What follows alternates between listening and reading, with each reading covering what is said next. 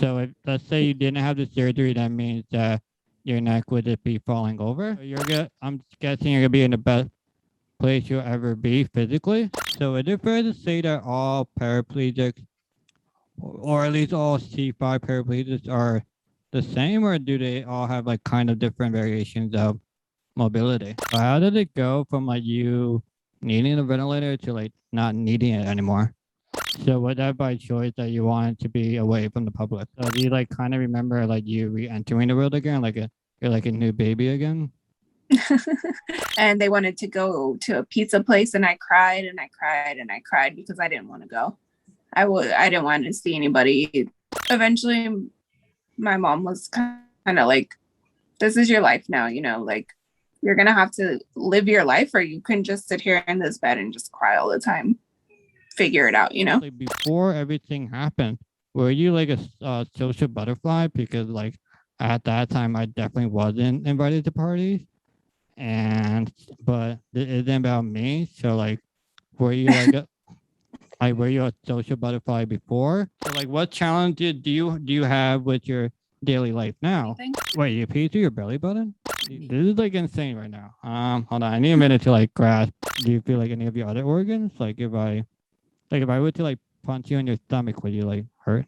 Would you like feel it? Hello, welcome to my podcast, Two Mics One Joey Stooch. I am Joey Stooch, and I'll be giving a mic to Kaylee Yerman. She was in a horrifying car accident at the age of 14 and is now a C5 paraplegic. It means she has no use from her chest down except her wrist, and I believe your shoulders. Yeah. Glad to have shoulders. you. Yeah, glad to have you. How are you today? I'm good. How are you? I'm great. Thank you for coming. So you have movement in your wrists and shoulders? Yeah, I have my hands are like this. I don't have use of my fingers, just my wrist, and then my elbows, and then shoulders. That I follow a couple of I believe C5 paraplegic. Is that normal to always have movement in those areas? Some C5s don't have wrist function. So that's, I guess, technically a C6 function, so the level below. But I've always had it in my left side, and then I had tendon transfers done on my right side to have wrist function. So it's not as strong, but it's still there now. Do you know the difference between the different Cs in terms of, so let's go back a little bit. So you said the C5 is damaged or from the accident? Is it just that C or did? Yeah, I shattered C5, the C5 vertebrae, and then I have a fusion from C4, 5, and 6, but my diagnosis is C5 complete. Okay, so your other C's are okay? Yeah. Do you know why it's only one C5? Just because that's the only one that was damaged in the accident.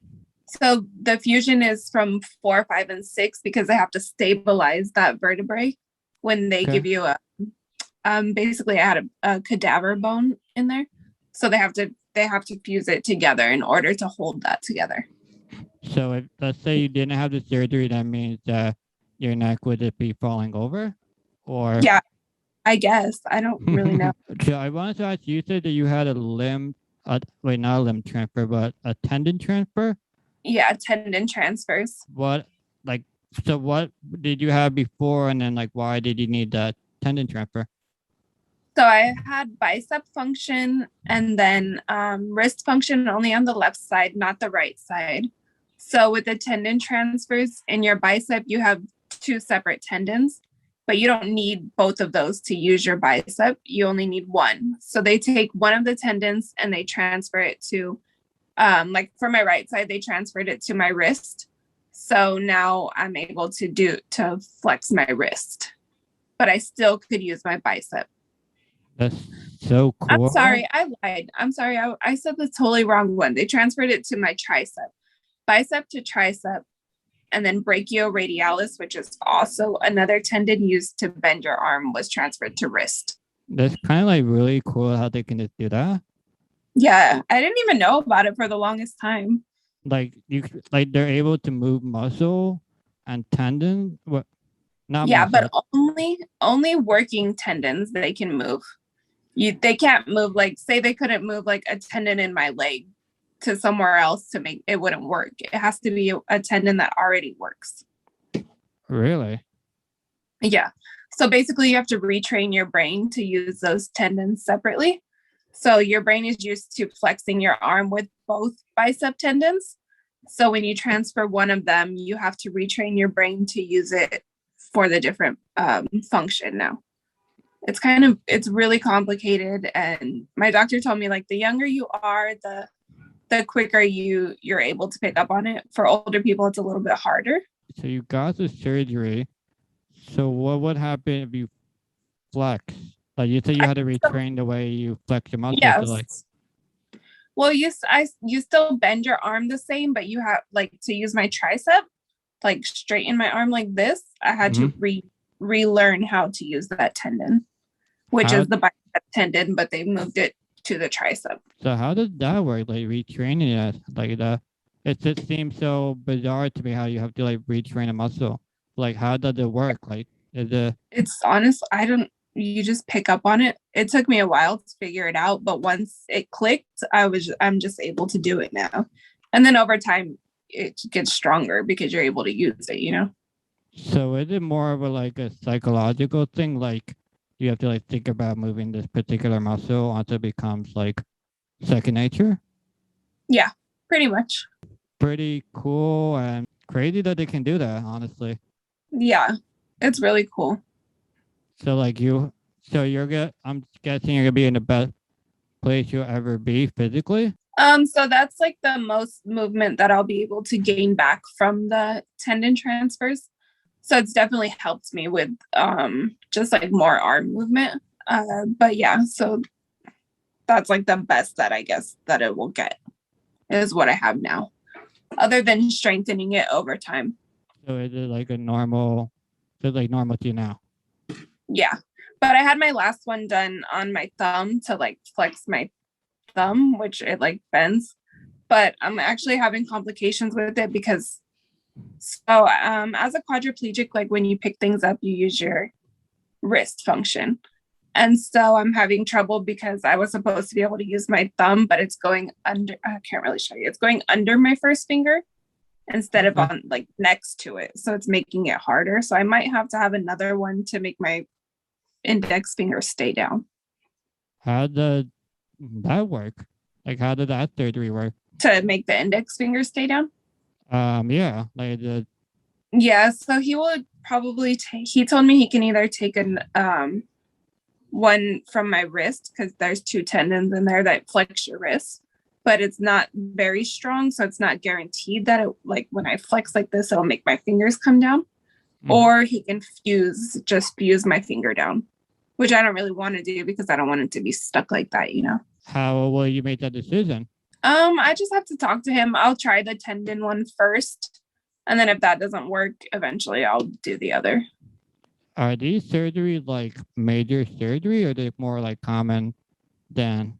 They're like you get put under and everything, so I feel like that makes it a major surgery, but you don't have to stay in the hospital or anything. At least I didn't. Some people do, but I didn't.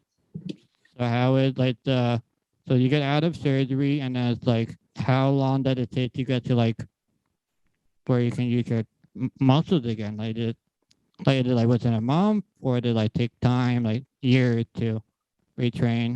So when right out of surgery, you have a splint for 6 weeks, and then like around week 3 or 4, you're able to start taking it off and moving it. But after 6 weeks, you can be out of the splint completely and use it as needed. They have to make sure it heals into the spot that they put it before you are like using it with force because it can snap out. So like I'm guessing afterwards you go to physical therapy? Yeah, I think most people do, but I did it for a little while and I felt like I was able to do everything that I was learning there at home. So I did it for my first one, and then that was it. I did the rest at home. So they just kind of tell you like do these exercises and then hope for the best? Yeah, pretty much.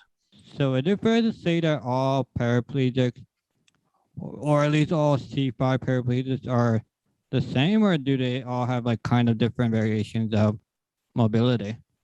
No, every spinal cord injury is different. They say that each spinal cord injury is like a fingerprint. So Really? it's unique to each person. Like I can be a C5 and then somebody else can be a C5 and they can be walking. Really? It just, yeah. And nobody knows like really that much about spinal cord injuries to tell you why that is. Doctors can't really tell you, but everybody's just different. Wow, that's insane. I just assume I thought all C5 all had like similar with slight variations of injury, but life is sorry. My mirror is talking to me. No, everybody's different. So I have friends who are also C5 and some have less movement than me and some have more movement. None of us are exactly the same. I know it's super random, but you have a mirror that talks to you? Yeah, it's like a Bluetooth mirror. So whenever I'm ready to pair my phone to play music on it, it tells me like, oh, your Bluetooth device is ready to pair. Oh, I had no idea that a thing. Yeah, it's fancy. Wait, so it's a mirror that plays music? Yeah. Oh, that's impressive. Yeah, it plays music. It tells time, the temperature, the date. Oh, is it one of those mirrors where it's like kind of like a screen behind it in a way? No, it's just like a vanity mirror. So it has like the lights all around it and then just the music and stuff. The speakers, you can plug stuff into it too. Okay, I didn't know that was a thing. I mean, okay, that's cool. Yeah. So I kind of want to talk about your recovery physically. So like I can't imagine the mental toll it took on you to have your whole life be turned around in a single night. But like let's talk physically first. When you're healing, is it more of the healing the cuts and bruises, or is there more internal recovery that needs to be done from the accident? For everybody it's different because some people do have like internal damage. I didn't. The only thing that happened to me is my left lung did collapse.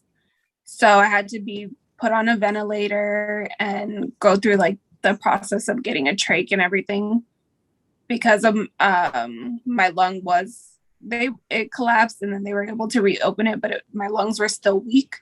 So I had to be on a ventilator for a few months and I had a trach for about a year or a little over a year. And then that's like the most that I had to deal with internally. But like physically, when I first came out of surgery, my next surgery, I was only able to move my shoulders. And then I think it was like a couple weeks later, I remember I lifted my elbow up and that was like so exciting. That was something new. And then I didn't really regain too much movement, so it was basically just strengthening what I had.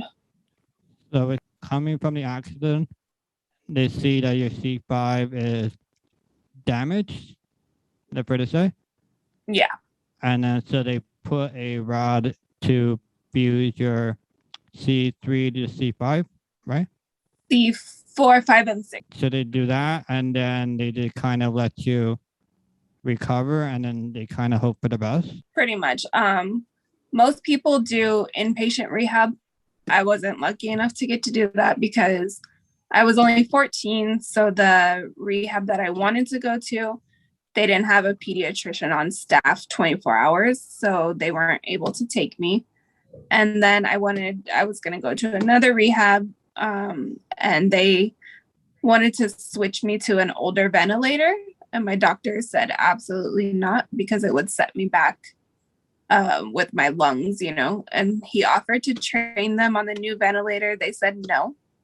So I wasn't able to go there. So I just came home after. Wait, so they didn't let you in because you had a newer ventilator? Yeah. I wasn't on the ventilator that they were using and they wanted me to switch to an older one. And that would have set. What kind of bullshit is that? Yeah, it's ridiculous. Like my doctor even offered to train all of them. They said no. But like that even make that like what does the new one and the old one even have? Like they're both like keeping you alive. Yeah, he said I remember him saying the one they wanted to put me on was basically like an old, like a dinosaur ventilator. Like it was that old, and it just wouldn't be good for me. So obviously I'm going to choose to be able to breathe than to be set back. So you're saying that that you needed help to breathe with the ventilator? Yeah. After the accident, does your body become weaker? Like, does your organs become weaker, or are you still like trying to repair the crushed lung you had from the accident? Yeah, all of your other organs still function. I was on also C5 as it affects your breathing. Some people have to be on a ventilator, some don't, because some are able to control their breathing and some are not. But I was able to regain the ability to breathe on my own. So how did it go from like you needing a ventilator to like not needing it anymore? That was so long ago, but I remember I was just so happy to get that thing out of my neck because I hated it. But how do they know that you're like able to breathe on your own? They'll slowly start taking you off of it and just see how you do. Like, I had to work my way up to it. I wasn't able to just not be on it anymore. It would be like 5 minutes, then like 10 minutes, then 30 minutes, and then you just work your way up to it. So I think when I came home, I know I wasn't on it all the time, but maybe like 12 hours out of the day or something like that. And the reason is because your lungs are still weak, so you can't just fully be off of it and breathing on your own. You're going to get tired. Well, maybe it's been so long ago, but you actually feel tired breathing? I don't really remember, but I do remember that I would be on it at night for a lot longer, because just when you're sleeping, they don't know, if you're going to be breathing or not. But I don't remember if I got mired or how that worked. What might help my decline in the way that I might have to get on the ventilator soon, because I won't be able to breathe on my own. So I'm like going backwards of you. So it must have felt amazing you weren't able to take the tube out and never need it again. Yeah, it was the best feeling. So how old were you when you removed your ventilator? I think I was 15. I got in my accident when I was 14, and then I had the I don't really remember, honestly, but I do know a year after my accident is when I got the trach out. So by then, in order to get that out, you have to be completely off a ventilator for, I think it's like 3 months. So 3 months breathing on your own 24/7, and then they'll remove the trach. Like, when I'm hearing the story, it seems like it took over like many years, but everything seemed to be so quick for you. Like, you had the accident, and I feel like you came home like a month later, and you were just it was 3 months later that I came home. And then, I was for 3 months. So how did you feel like when you were home again? Very, very depressed. I didn't like to go outside. I never wanted to go in my front yard because I didn't want anybody to see me like that. I felt like really embarrassed of being in a wheelchair. And I think that had to do with a lot. Like, when I got in my accident, my friends would come see me while I was in the hospital. And then as it gets older, it's not the cool thing to go visit me in the hospital anymore. So they stopped coming around, and I felt like they were embarrassed of me because I was in a wheelchair now. And then that made me like self-conscious. And then I would go in my backyard and I would stay in my house for a long time. Did you have to go to school or something? No, I did school at home. I had in-home hospital school. So the teacher would come out and then I would do school. And then eventually I went to independent studies. So I only went to school once a week for like an hour or something like that. And then I did all my homework at home. So was that by choice that you wanted to be away from the public? Yeah. Until what helped me is I started going to therapy at Project Walk, which was like all for people with spinal cord injuries. So I started seeing other people who were just like me and seeing that they had like normal lives. And I was like, okay, I could do this, So it took over a year, I would say, before I was comfortable with like going in public and seeing people that I may know. And so do you kind of remember you re-entering the world again, you're like a new baby again? I don't really remember. I just know, I remember specifically, it was my brother's birthday. This would have been in August, and I don't even know if it was let me see. March, April, May, June. Yeah, so it would have probably been like a month or two after I got out of the hospital. and they wanted to go to a pizza place, and I cried and I cried and I cried because I didn't want to go. I didn't want to see anybody. And so my grandma ended up staying home with me and I didn't have to go. But I think just eventually I slowly started getting back out in the world. But like, how did your family react to you? Like, did they like push you to like go out, or were they just like more accepting of who you are and just let you? They didn't really push me. They didn't like, force me until like eventually my mom was kind of like, this is your life now, like you're going to have to live your life, or you can just sit here in this bed and just cry all the time. Figure it out, And then, but they kind of just let me heal on my own. It took a while, and then they started giving me more tough love.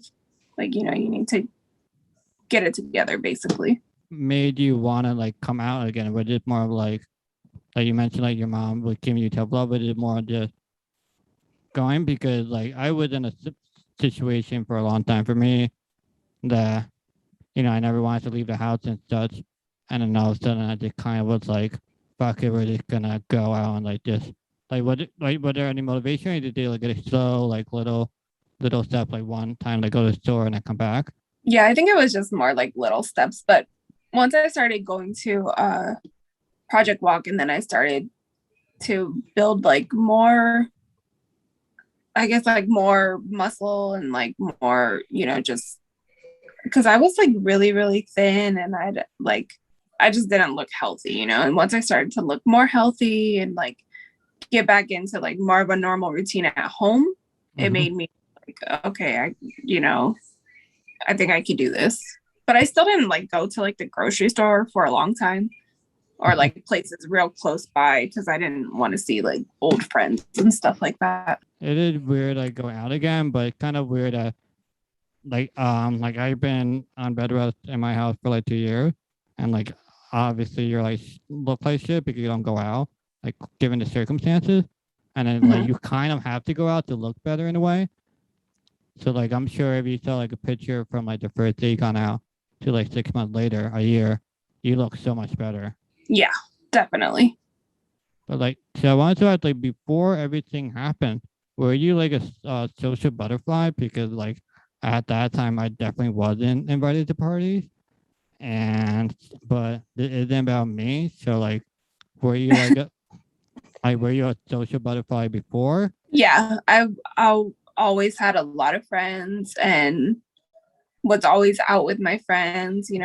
I was always very, very social. So and you went to a depressive state, but like, do you say now that you are would you say you're your old self again, or do you kind of go like you're your new self? I mean, that was so long ago. Like I was 14 then. It's been 14 years since then. So I would hope I'm not still that 14-year-old, Like I think I'm definitely very social. I talk to anybody. I love to be out and around people. And so I have that part of me back, but I'm obviously my own self, I mean, like nothing changed. Like Britney Spears still around. She's in the news a lot. Yeah, like it's like almost nothing changed in a way. Yeah, pretty much. Yeah, so it's like it's always just like weird to like go to a really traumatic state and then kind of see yourself like you evolve into like this new person you have never thought of. But like, do you have a different perspective on life now? Like, are you more like grateful with everything, or is it more like it's whatever? I think I appreciate things a lot more because I just know, I don't know. I guess because I feel like I had a second chance at life. Like I need to appreciate it more, and I need to go out and do anything that I want to do, like take risks and things like that a lot more. So you go like down a big hill in your wheelchair now? No way. I don't want to fall on my face. But like, do you even talk to anybody like when you were at that age anymore, or do you kind of just turn the new page and just kind of started over? I definitely went through a lot of years where I was like really resentful to all my old friends because they stopped talking to me. They didn't come around, that type of thing. But I've moved on. I forgave them. I understand. They were young. It's hard for them to deal with that also, you know? You actually forgave them? Yeah, I do. I feel like when you're 14, 15 years old, I didn't know how to process my trauma. So it's hard for them to see their friend completely different. And then, I don't know, I feel like it was probably awkward for them. They don't know what to say, what's acceptable, that type of thing. I have a lot of them on social media. We talk occasionally. I don't hang out with them or anything. Oh, really? Yeah. Huh. I just thought you might just move on. No, I like to see their lives and, you know, how they're doing. And I think they see me too. But like, did any of them like apologize to you? And that way, or did they kind of like just, I guess, move on? I had a couple of them did apologize. My best friend at the time, she apologized because, you know, we stopped hanging out. She stopped talking to me, that type of thing. A few years later, she actually apologized, let her know that I forgive her, you know, that I understand. She was young and she was also going through her own life, growing up and stuff like that. And I think a couple other people did, but I don't remember. So are you friends with them consistently anymore? Or is it kind of like just another follower and, you know, they're okay doing like each other, but nothing more? Yeah, just kind of like each other's pictures, comment on them sometimes, that type of thing, you know. Not like, I guess if they asked me to hang out, I probably would, but everybody just has such different lives now. They all have kids, husbands, that type of thing. Yeah, 14 years is a long time but like that song by Bowling for Soup, High School Never Ends. I hope high school ends. Well, I mean, it ends, but like the people don't. Yeah, I guess. Like if let's say you didn't have the accident then and you had it now, like I feel like the results wouldn't be that much different. I think the people that would have stayed around then and now, and people that like they're just not gonna change. They're gonna stay the way they are. So like, I kind of go with the same thing like with your exes. Like your ex would be like, I changed, take me back. And then like you get with them and they're like didn't change at all. Like maybe they did a little bit, but like people kind of just don't change. It's like they're just who they are and you have to accept them for who they are. And I don't know. I feel like people do change. Like you grow up and you learn different things and you go through life experiences to learn from them and hopefully grow. I mean, some people, yeah, they don't learn anything and they just stay the same shitty person. But I mean, I like to think that more people try to be better. I always have a thing that I always say, and you could agree or disagree, but I think everyone should always have a very dark moment in their life. Obviously, I would never want someone to be in a terrible car accident or anything like that. Like, that's just awful. Like, no one deserves that, except if you're like Hitler or something. But no, like you're just an innocent person. It seemed like a really nice person that just wanted to go and have fun and like you were just bad luck. But like, do you think that everyone should have a dark moment in their life to kind of reflect and kind of test their friendships in a way? Because like a lot of people will be like, hey, I have all these friends and I think they're good friends, and then like let's say you go through a bad thing and then you find out who your real friends are. Yeah, I think so. But I also think people just need to go through something, I guess something major in their life to learn who they really are, you know? Yeah, I just feel like some people don't do that. I mean, like, you know, no one would ever want to put themselves in a situation, you know? It's not like someone goes in the middle of the street like, hey, hit me with a car, you know? Yeah. Like, it just like awfully happens to them. Like for me, I think like I grew a lot. Well, first it's like for my traumatic happenings that at first you're like you feel like shit. Like you're depressed for many years. It takes a long time to like get back to the old you or like the new you, but like mixed with the old you. So like you were a social butterfly. I was somewhat a social butterfly to get back to the way things were. And then you kind of get a new perspective. And like, and then you entered it like, let's say the golden age of your life where like you're more confident in yourself, you're more, you have better self-esteem than you ever had in your life before. You're kind of like so dope now that you just kind of like want to share it with the world. Yeah. And I like people who have been through things in their life. I don't know. They're just definitely they're more interesting people, but I just feel like a lot of people are become better people when they go through something so horrible. Yeah, like some people don't, but most people do. Yeah, like some become more graceful, like towards other people or life. That's like one thing I learned a lot. I'm more grateful. I'm more appreciative of things. So like even like the simple things of like going outside. It's like, wow, like here are the trees and everything. I mean, I feel like now everyone's having that kind of moment with the pandemic. And I think, oh, that's what a tree looks like. Yeah. And like, I don't know, it's like weird. And it's like, oh, that's what flowers smell like, you know? Instead of like the Febreze in your bathroom, now you can smell real flowers again. Yeah, that's true. So like, they're going through that, but I mean, I guess it's different during the pandemic because people are forced to stay behind because it's a shared experience. So it's not as down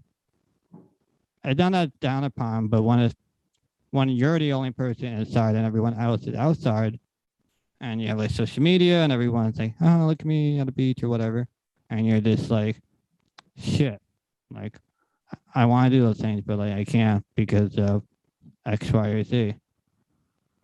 So like, what challenge do you have with your daily life now? I mean, now in order to do anything, I still have to have help. I need a caregiver for pretty much everything.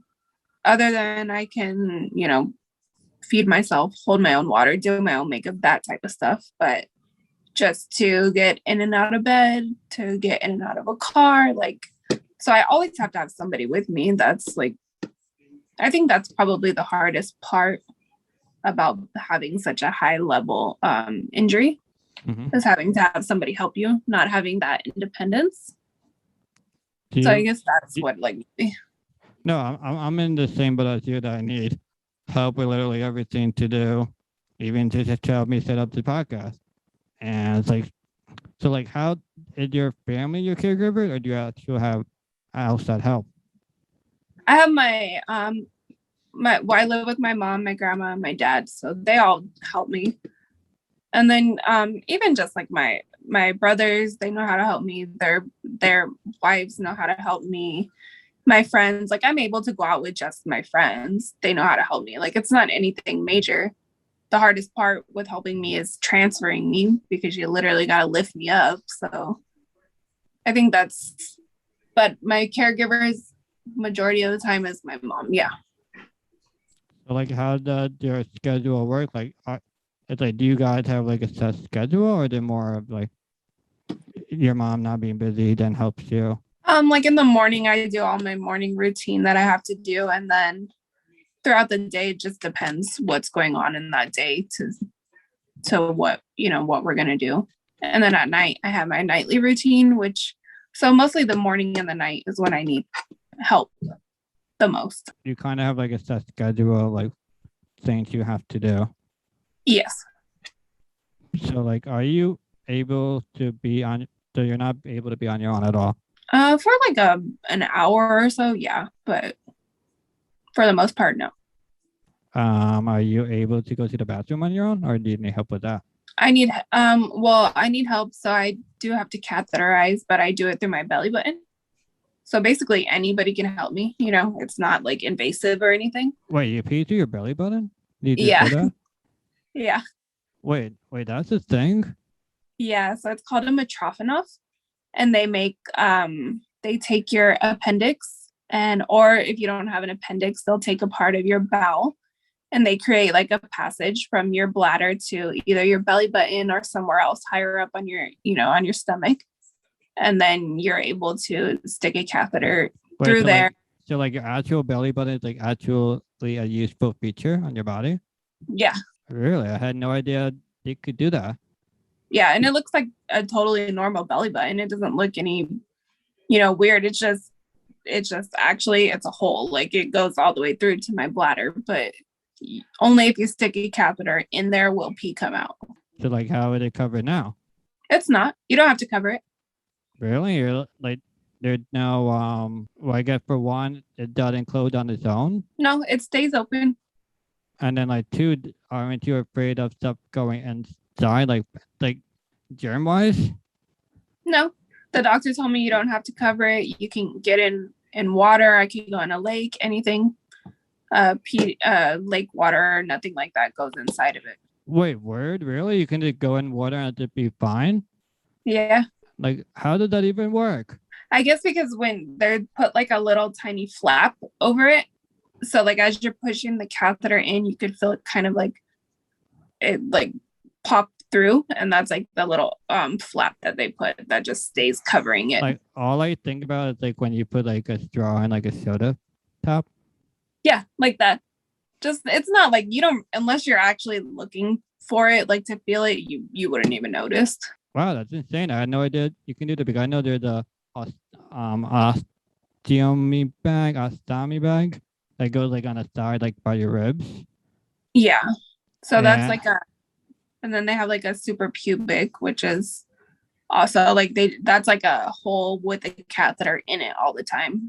But this one you have to always have a catheter in. Wait, so why did you have it go to your belly button versus below where it normally comes out? Just so it's less invasive and anybody's able to help me. So is this something that you requested? Yeah. Really? Yeah. It's a whole procedure. Everybody doesn't have to do it unless you want to do it. It's just, and then the hope is that you're able to do it on your own, but it's just, I have not found the right catheter set up to be able to do it on my own. Yeah, honestly, I know I did. That was an option to begin with. Yeah. So it's like, amazing. Yeah, like it is like new technology or something. That is crazy. I think it's been around for a long time. Yeah, I did never heard of it. I did just thought like the belly button was like a useless hole. I mean, for most people, it is useless. Yeah, I mean, I think belly buttons are like disgusting looking, honestly. Yeah, some of them are. That's crazy that exists and that works. That's like awesome though. Yeah, it is. It was the best choice that I've ever made. So you're saying now that you can relieve yourself by yourself? No, I still need help, but it's just not, you don't have to go from down below. Don't have to lay down, take all your clothes off, that type of thing. So like, how does it work though? Because I'm assuming your bladder is lower than the belly button. Yeah, but I also had my bladder enlarged, so my bladder is bigger, so I can hold more urine, and it sits up a little bit higher because it's bigger. Wait, how did they make your bladder bigger? I didn't know that was a thing either. Yeah, they take a part of your bowels and they just enlarge your bladder. This is like insane right now. Hold on, I need a minute to like grasp. Okay, so you have a bigger bladder, and I'm guessing the bigger bladder helps you, well, obviously hold more, but also the elevator. Yeah, so since it's bigger, it comes up. It's up a little bit higher, But how does it come out though? Like just gravity wise, because if it's lower than your belly button, like how does it just comes out? I don't know. You don't have to like suck it out or anything. Well, I hope not. It's not like a straw. It just, you put the catheter in and it just comes out. Like, so how do you know you have to go to the bathroom? Well, like with a spinal cord injury, usually just catheterize every like 4 to 6 hours. For me, I have sensation. Like I could tell when my bladder is full, but some people can't. So you don't have movement from your chest down, but do you feel like your heart beating? Yeah. Do you feel like any of your other organs? Like if I were to like punch you in your stomach, would you like hurt? Would you like feel it? Yeah, it would hurt. Really? I can feel like when I'm hungry, stuff like that. So you can feel things, you just can't move them. Well, I can't feel like my legs or things like that.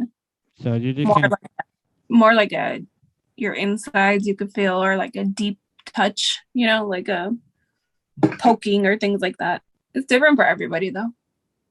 That's crazy. Like, that's crazy how like the body's working and like not working at the same time. Yeah. So it seems like it's a more of a outside, you can't really feel it, but on the inside you can. Yeah. But some people can't. Some people can't feel like when they're hungry or things like that. I can. Huh. That's so weird. I was like so crazy. Wow. Yeah, everybody's really different. Yeah, I'm learning a lot that I was not expecting to learn at all. But I do know, like, if you're watching the video now, you can't see. But I know you have like a really thick leg tattoos. Yeah. So let's talk about that. So like, what is your meaning behind your tattoos?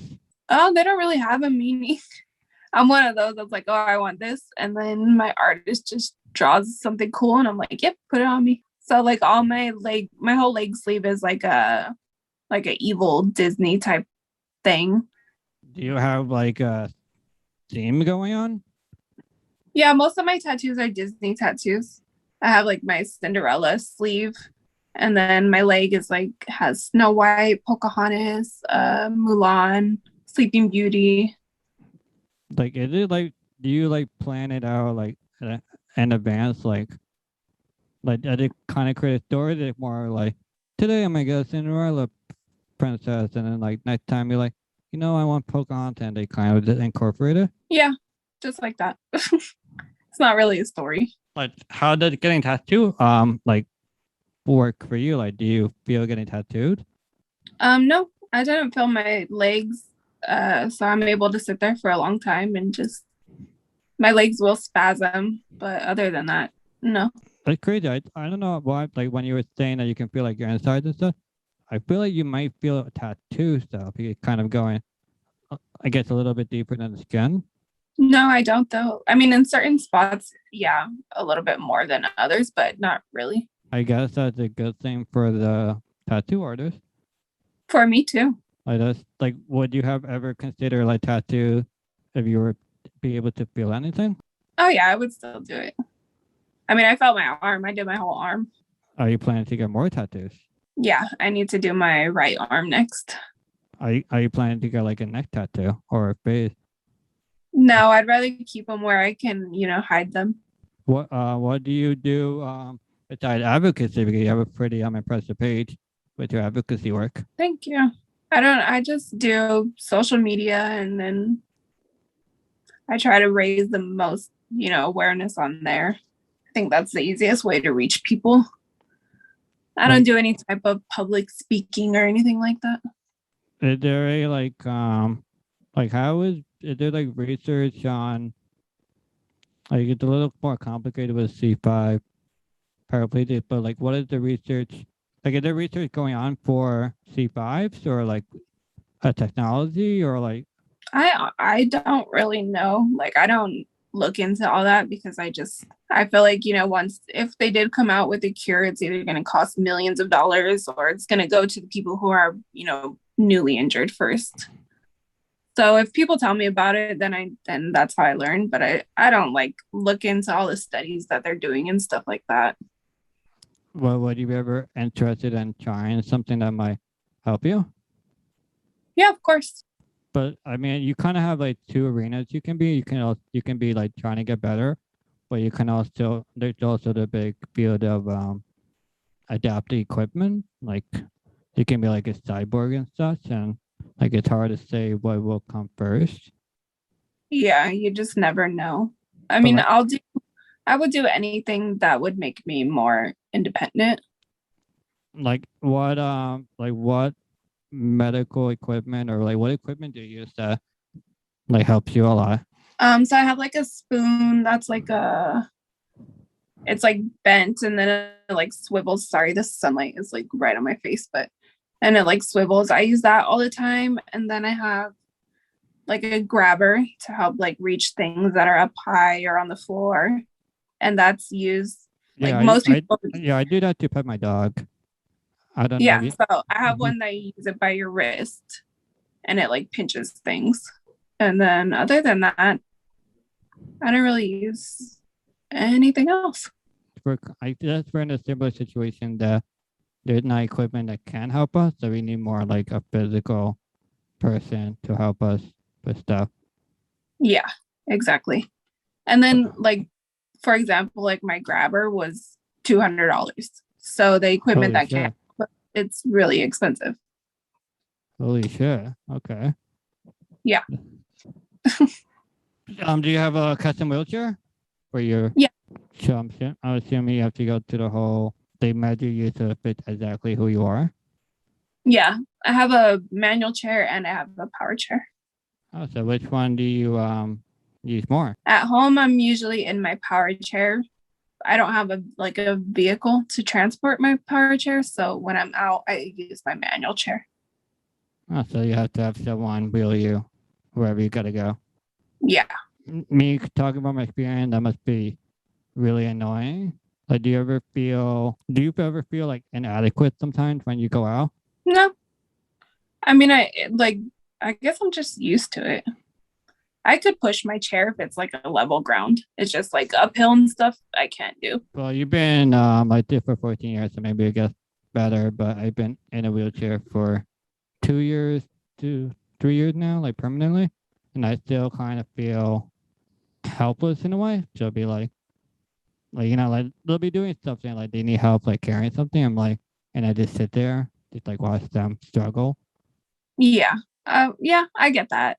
I just think like, it's not my fault. There's nothing I can do about it, I'm not, but it's like in my case, I just like to help people any way that I can, and so it's like, oh, I want to like help you, and like I can. It's like Yeah. But I get that. Yeah, but I want to go back to like your spasm. Like, how often do you spasm?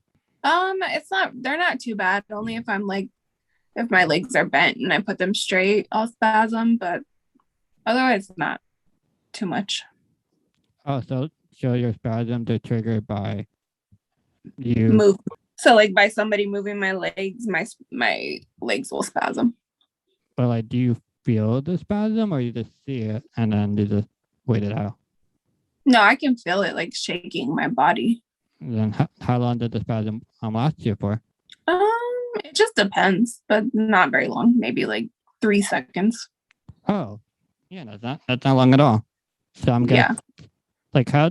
So I wanted to ask you, like, how did so like you say you go out with friends, but like, how did you establish that kind of relationship in terms of, because like, do you tell them who you are and like what your needs are, and then they like listen to you, or do you like develop trust over time? No, I'll go out with anybody that's willing to help me.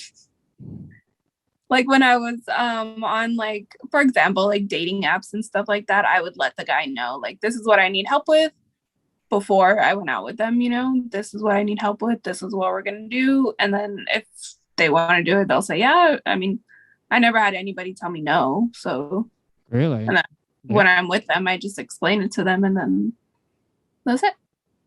Really? And they just go along with it? Yeah. Guys don't care.